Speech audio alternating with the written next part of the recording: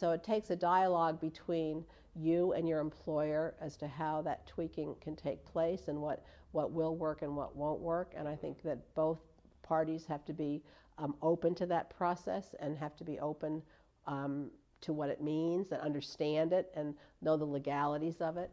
Um, there are jobs out there. It's not to say it's an easy process. Sure. I think that at times it can be very difficult and very strenuous. And I know frustrating. I know a lot of folks have sometimes just given up because it's been too difficult to find something. When it comes to, the Department of Rehabilitation can really help with that process as well. Statewide. Mm-hmm. There's also a thing called JAN, that's the Job Accommodation Network.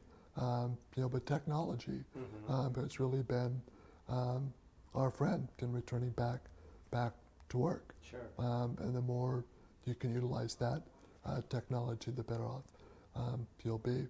But there's job accommodation, and that an employer can spend up to about $500-600 in making things accommodating, making a desk a certain height, a door working a certain way, a computer, voice activated software that is available. Maybe it's a trackball that you might need. Maybe it's a change of hours. Rather than coming in at 8, come in at 10, work till 7. Yeah. So there's various ways to make a job work, as long as you have an employer who is willing to be receptive and flexible with you. And for the most part, if you're doing and can provide a good job and do what you're requested to do, most companies are going to welcome you back. They'd rather have you come back since you have all the knowledge and all the skills to do it. You might need some assistance from an office staff or one of your colleagues to do something. But for the most part, if a person can put the time in, has a way to manage their personal needs, such as cathing, preparing their lunch, getting their office set up, then they're going to be able to come in, do their job, and without much confusion within the office place itself. But at first, it looks like a pretty daunting task to get yourself back into the workforce. Are you allowed to have someone come in, as we talked about in-home supportive services all the time? I'm wondering if you're allowed to have someone come in for an hour or something, say at lunchtime, to help you out in the workplace. Would that be part of an accommodation, or is that? Well, in-home supportive services won't necessarily cover that. I don't think they cover a person coming into your office to provide that type of service. They're trying to get that change now, where they would actually come into the workplace to provide the services that you need so that you can continue to work. And sometimes a company will give an accommodation for that type of thing too and pay for it. Okay. It sounds like, in addition to sort of what the purely physical barriers, you're going to have perceptions among, if you have your own employer you can go back to, it's great because they probably already know you can do a good job.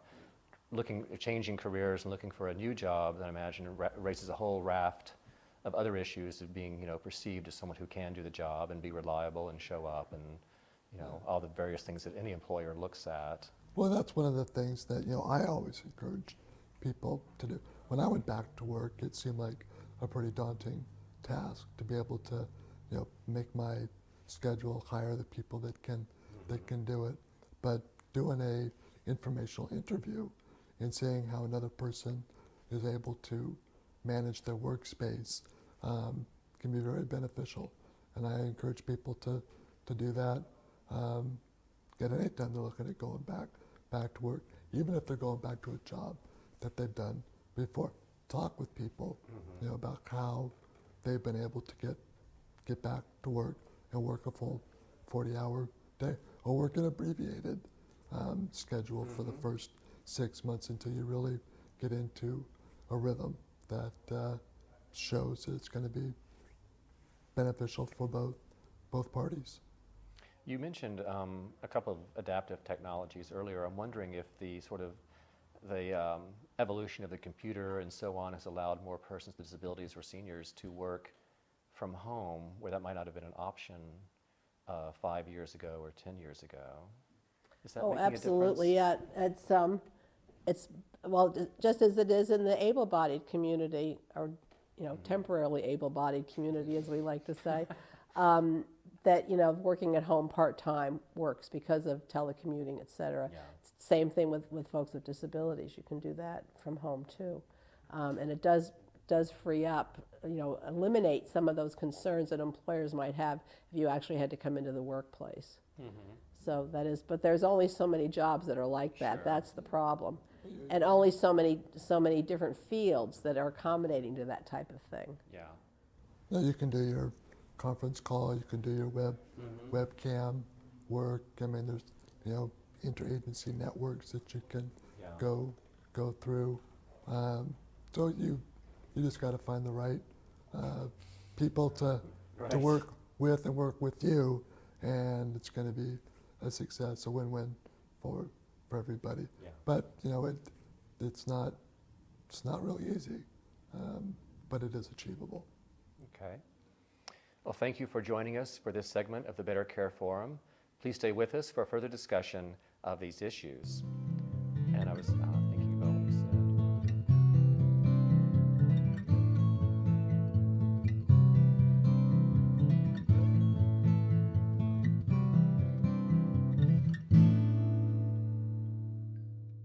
Welcome back to the Better Care Forum discussion with our guests Jeannie Whiteford and Richard Patterson. Earlier we were talking about some adaptation and some techniques for going back into the workplace and some of the difficulties and also some of the strategies you can use to thrive in the workplace. And now I wanted to shift a little bit to more of the non-work environment and some strategies for thriving just in your sort of everyday social life and what you found works well and some limitations that you found need to be worked around. Get out there and do it. Okay. I mean, that's Good advice for anybody. That's it. I mean, Yes. you find it something that you want to do. You talk with people about how they've done it. You find out if it's accommodating, and you get out and you have some fun. Becoming a soap opera specialist is not a quality of life that I would say is of any purpose to me. Right. Others may argue that We'll point talk with later. me. But yeah, okay. No, I think social recreational activities is very important. And one of the things that organizations that we have up is called Accessible Events. And if you went to the website www.accessibleevents.org, you would see a plethora of activities that we do out of Valley Medical Center. Is that a Santa Clara County organization, or is it open to anyone who is available can get there? Yeah, Okay. yeah, exactly. Take a look at it and see what there might be of interest. But it all got started because of the lack of group structured programs. And you can go whale watching, glider riding, Anna Nuevo, comedy clubs, scuba diving, race to the races, whatever it is that you so choose to do, it's available to do it. But the nice thing about it is that it's also family oriented, or you just go out there and do it with your friends. But getting back into the social network is a hugely beneficial thing.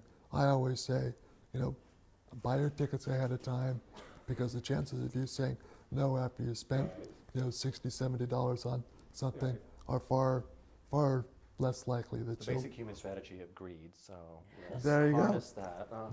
Exactly. And when it comes to families, I guess, I've always been a great proponent in just making it happen. I think there's practically nothing that you can't do as long as you're willing to be adaptable. And if you can't succeed, try again, and it really does make a difference. Don't let people say you can't do that, because there's always a way that you can do anything you want to do. when I first came out of the hospital, I had 3 little children, and it worked. I mean, I was still the homeroom mother at school. I still did all the volunteer stuff. I still drove those, basketball team all over the place in the back of my van. I mean, you just made it happen, and it happened. I travel all over the world. It's doable. It might not be the most comfortable situation all the time, but we make it happen. And it's fun. I mean, and sometimes those situations where it's a little tweaked and a little different are the ones that you remember the most because they were, gee, wasn't that fun and different, something like that. Right. And I think that over the years, it's an attitudinal thing, that you've got to set the tone and the attitude, and your family and friends will follow a lot of times. And I've just, trained everybody, let's go for it, be willing to change and do anything at the drop of a hat, and it works, and it'll be to your benefit. Build it and they will come. Exactly. Well, it sounds like there are organizations for almost any interest under the sun, to enable you to get out there Oh, there are. and do something. And if There's not, a I guess lot you of start travel. your own. There's a lot of travel agencies for people with disabilities that just really do their whole entire tour, for accessible events, and they're great ones to line up with. I've done a lot of them with just going out there and winging it on my own, and that's worked in practically all cases too.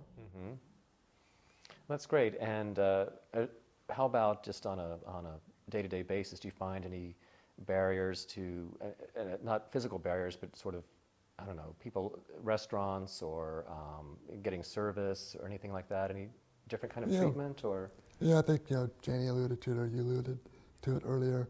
It's all about the way you present yourself, the way that you carry yourself there.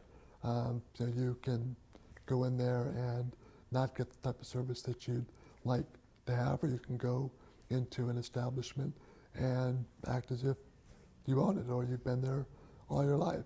I think people at first become a little bit apprehensive about how to get in and ask for an area that has wheelchair accessible seating, and if it's not, they're afraid to kind of stir up the pot and make a scene.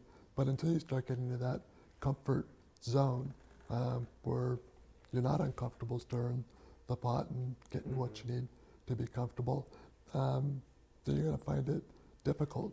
But the more comfortable you are, the more pleasurable your experience is going to be, and the more open you're going to be to doing other activities in the future. And there's so many things to do. The Bay Area is just mass with opportunities, and it's also one of the most accessible communities that I've been to. I've been to some place where there's not that much to do as far as the access off the street or into a building, but I think things are becoming much more adaptable for people with disabilities. And I think people are becoming much more knowledgeable and aware. And certainly by default, we didn't sign up for this, but by default, we're educators of the disability environment. Okay. Well, thank you for joining us for this evening's Better Care Forum discussion of thriving with a disability. We are looking forward to having you with us in future episodes as the Better Care Forum explores further strategies for success.